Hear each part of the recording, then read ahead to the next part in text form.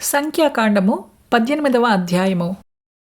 యెహోవా అహరోనుతో ఇట్లనెను, నీవును నీ కుమారులును నీ తండ్రి కుటుంబమును పరిశుద్ధ స్థలపు సేవలోని దోషములకు ఉత్తరవాదులు. నీవును నీ కుమారులును మీ యాజకత్వపు దోషములకు ఉత్తరవాదులు. మరియు నీ తండ్రి గోత్రమును అనగా లేవీ గోత్రికులైన నీ సహోదరులను నీవు దగ్గరకు తీసుకుని రావలెను. వారు నీతో కలిసి నీకు పరిచర్య చేయుదురు. అయితే నీవును నీ కుమారులును సాక్ష్యపు గుడారము ఎదుట సేవ చేయవలెను. వారు నిన్నును గుడారమంతటినీ కాపాడుచుండవలెను. అయితే వారును మీరును చావకుండునట్లు వారు పరిశుద్ధ స్థలము యొక్క ఉపకరణముల యొద్దకైనను బలిపీఠమునొద్దకైనను సమీపింపవలదు. వారు నీతో కలిసి ప్రత్యక్షపు గుడారములోని సమస్త సేవ విషయములో దాని కాపాడవలెను. అన్యుడు మీ యొద్దకు సమీపింపకూడదు. ఇక మీదట మీరు పరిశుద్ధ స్థలమును బలిపీఠమును కాపాడవలెను. అప్పుడు ఇజ్రాయేలీయుల మీదికి కోపము రాదు. ఇదిగో, నేను ఇజ్రాయేలీయుల మధ్య నుండి లేవీయులైన మీ సహోదరులను తీసుకొనియున్నాను. ప్రత్యక్షపు గుడారము యొక్క సేవ చెయ్యుటకు వారు యెహోవా వలన మీకప్పగింపబడియున్నారు. కాబట్టి నీవును నీ కుమారులును బలిపీఠపు పనులన్నిటి విషయములోనూ అడ్డతెర లోపలి దాని విషయములోనూ యాజకత్వము జరుపుచూ సేవ చేయవలెను. దయచేతనే మీ యాజకత్వపు సేవ నేను మీకిచ్చియున్నాను. అన్యుడు సమీపించిన ఎడల మరణశిక్ష నొందును. మరియు యెహోవా అహరోనుతో ఇట్లనెను, ఇదిగో, ఇజ్రాయేలీయులు ప్రతిష్ఠించు వాటన్నిటిలో నా ప్రతిష్ఠార్పణములను కాపాడు పని నీకిచ్చియున్నాను. అభిషేకమును బట్టి నిత్యమైన కట్టడ వలన నీకును నీ కుమారులకును నేనిచ్చియున్నాను. అగ్నిలో దహింపబడని అతి పరిశుద్ధమైన వాటిలో నీకు రావలసినవేమనగా వారి నైవేద్యములన్నిటిలోనూ వారి పాప పరిహారార్థ బలులన్నిటిలోనూ వారి అపరాధ పరిహారార్థ బలులన్నిటిలోనూ వారు నాకు తిరిగి చెల్లించు అర్పణములన్నీయు నీకును నీ కుమారులకును అతి పరిశుద్ధమైనవగును. అతి పరిశుద్ధ స్థలములో మీరు వాటిని తినవలెను. ప్రతి మగవాడును దానిని తినవలెను.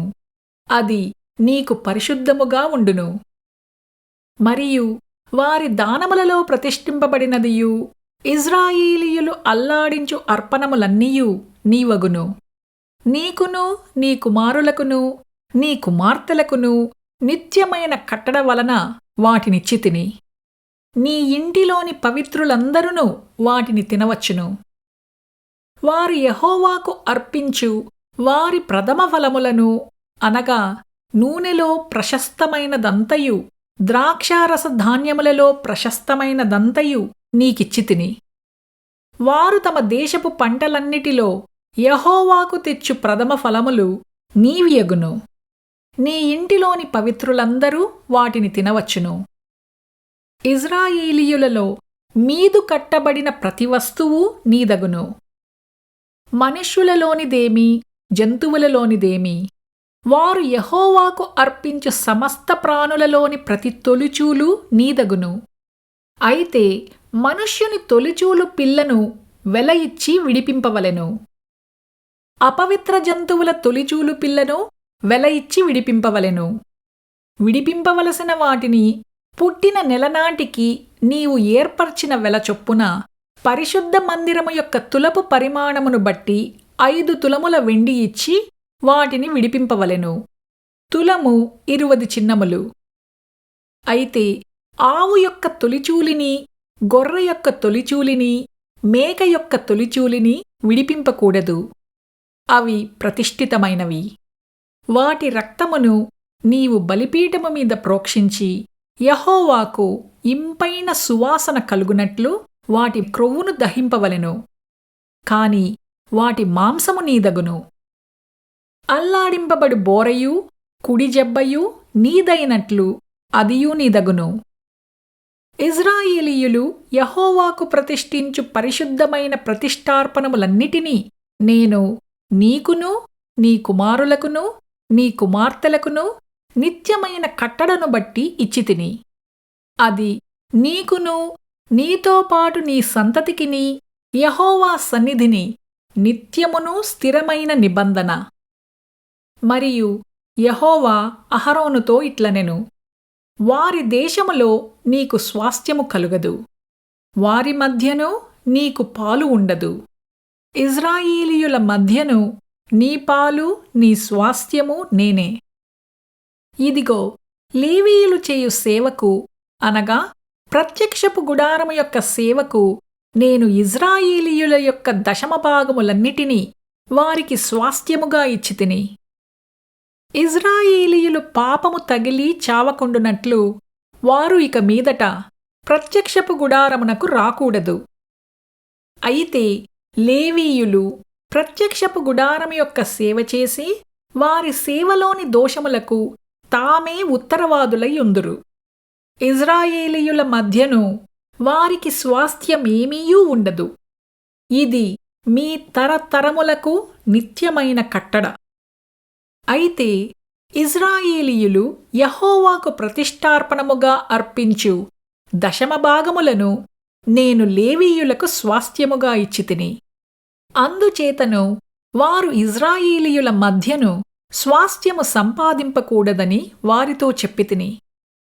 మరియు యెహోవా మోషేకు ఈలాగు సెలవిచ్చెను, నీవు లేవీయులతో ఇట్లనుము, నేను ఇజ్రాయేలీయుల చేత మీకు స్వాస్థ్యముగా ఇప్పించిన దశమభాగమును మీరు వారి యొద్ద పుచ్చుకొనున్నప్పుడు మీరు దానిలో అనగా ఆ దశమభాగములో దశమభాగమును యెహోవాకు ప్రతిష్ఠార్పణముగా చెల్లింపవలెను. మీకు వచ్చు ప్రతిష్ఠార్పణము కల్లపు పంటవలెను ద్రాక్షల తొట్టి ఫలము వలెను ఎంచవలెను. అట్లు మీరు ఇజ్రాయేలీయుల యొద్ద పుచ్చుకొను మీ దశమభాగములన్నిటిలో నుండి మీరు ప్రతిష్ఠార్పణమును యెహోవాకు చెల్లింపవలెను. దానిలో నుండి మీరు యెహోవాకు ప్రతిష్ఠించు అర్పణమును యాజకుడైన అహరోనుకు ఇయ్యవలెను.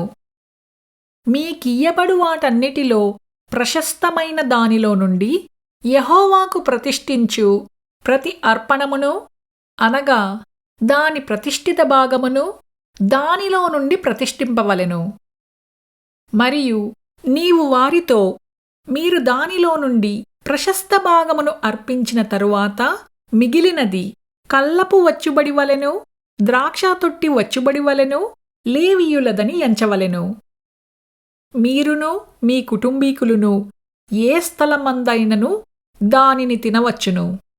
ఏలయనగా ప్రత్యక్షపు గుడారములో మీరు చేయు సేవకు అది మీకు జీతము. మీరు దానిలో నుండి ప్రశస్త భాగమును అర్పించిన తరువాత దానిని బట్టి పాపశిక్షను భరింపకుందురు. మీరు చావకుండునట్లు ఇజ్రాయేలీయుల ప్రతిష్ఠితమైన వాటిని అపవిత్రపరచకూడదని చెప్పుము.